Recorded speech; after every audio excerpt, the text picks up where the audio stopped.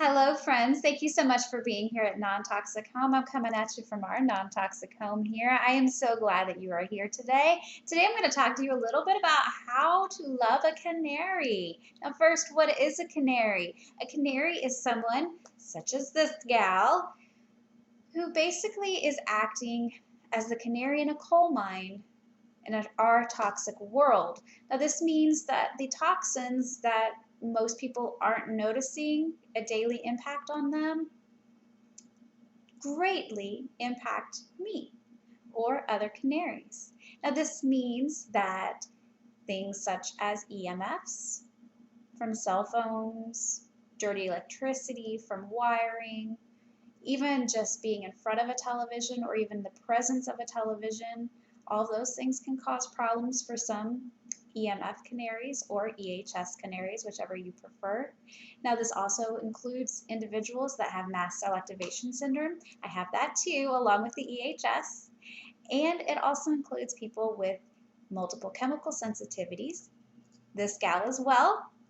That includes a lot of chemicals that are toxic. Now, most of the chemicals that are used today have not been properly tested. Many have not been studied really at all as far as toxicity goes in any way, shape, or form, really. For most chemicals, there's very, very limited scientific data, and the general accepted rule of thumb is that approximately 200 chemicals have been thoroughly studied. I would suggest more like 100, if that even, quite frankly, based on my research.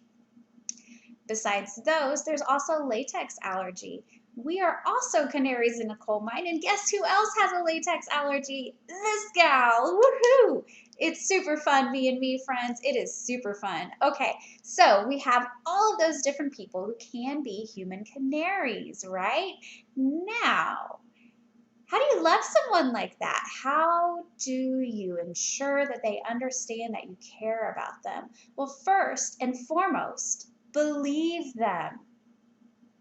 We don't want this. We didn't choose this. We didn't choose this life. We don't want to have these symptoms. We do not want to be experiencing these problems. We don't want this. We want it to go away.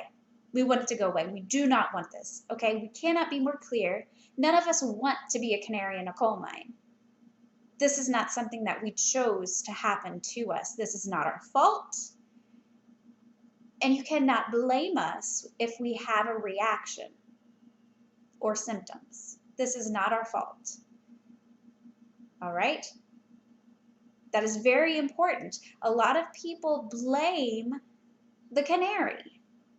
This is like if a coal miner takes a canary down into the coal mine with them, and the canary falls over and starts gasping on the floor, and the coal miner stands there and yells at the canary for dying almost. How does that make any sense, friends? It doesn't, right? So don't shoot the canary. Don't blame the canary. I have another video where that is actually entitled, I believe, Don't Shoot the Canary. It's not our faults. We didn't choose this. First, like I said, believe them. This is not a life that we chose. Second, love them. Tell them you love them. Pretty simple, right? Well, love is a little bit more than just saying that you love them, right? You also need to show them that you love them. Have compassion. If they say, well, this is bothering me, do something about it. Don't just believe that it's bothering them. Do something about it. If your phone is causing them problems, then shut your phone off, right? What's more important, a cell phone or a human being? I would venture to say a human being, and I hope that you would as well. If not, please go away. You are not welcome here. I'm sorry to be so blunt, but people are much more important than technology, and they always will be. That is the truth. Now, also understand that we canaries feel guilty. We don't want to ask for reasonable accommodations. We don't want to ask for you to change your life. We don't want to ask for you to do anything differently. We feel guilty even though we shouldn't, because it's not our fault. And no one that I can think of has blamed me for the problems that I have and the accommodations that I have required over the many years that I've dealt with all these various symptoms and diagnoses. However, I still feel guilty. I still harbor some guilt. I gotta admit, I do, because I don't like to inconvenience anyone at all. And that's the case for most of us human canaries. We don't want to be a burden. So believe them, love them, do something about them if you love them. Also, you need to recognize their reactions. Now, a lot of times reactions aren't just physical manifestations, they're also emotional or mental manifestations. If someone's living in mold, then their emotions and their mental capacity can be greatly compromised. And this isn't their choice. Again, believe them, it's not their choice. And also, emotions can be problematic as well. When I first realized that EMFs were a problem for me, that was a result of having basically an emotional breakdown on my husband. And we had to figure out that it was the cell phones that were giving me the problem.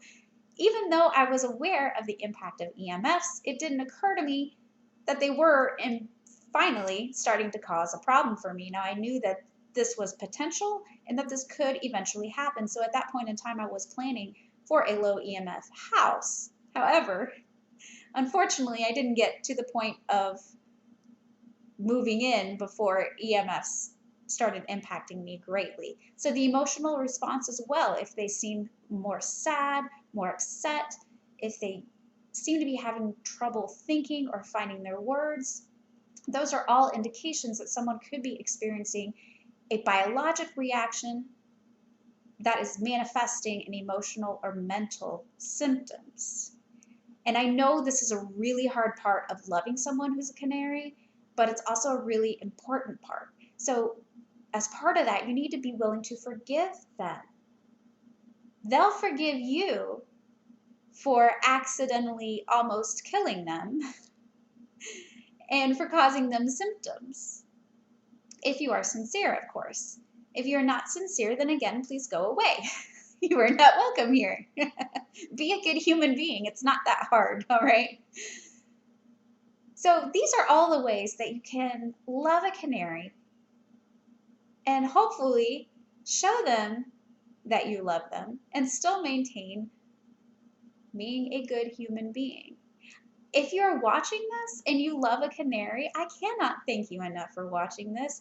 It is so difficult to be a canary, but I know it is just incredibly difficult to love one as well. And I've seen how difficult it is in my husband. I've seen the terror in his eyes when I'm clutching my chest in pain. I've seen him try to figure out what he can possibly do or offer for me when I can't go to the ER because the ER will literally kill me. When I'm experiencing chest pain, when I'm having heart palpitations, when I'm struggling to find my breath. I know it's hard to love a canary. Thank you for loving a canary. Thank you, thank you, thank you so much for being willing to listen to us. And thank you for believing us and understanding that this is not what we chose. This is not what we want. Thank you.